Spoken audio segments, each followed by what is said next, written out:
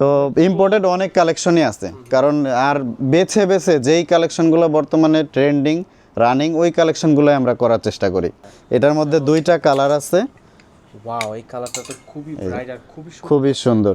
জিএসএমটা দেখেন, high GSM, আর ইনসাইডটা দেখেন, মানে এটার ফেব্রিকটা আমি দেখে আশ্চর্য হয়ে গেছি যে এত সুন্দর ফেব্রিক। এরপরে এক্সক্লুসিভ একটা জিনিস দেখাবো, আমি এই পর্যন্ত এটা দেখি নাই।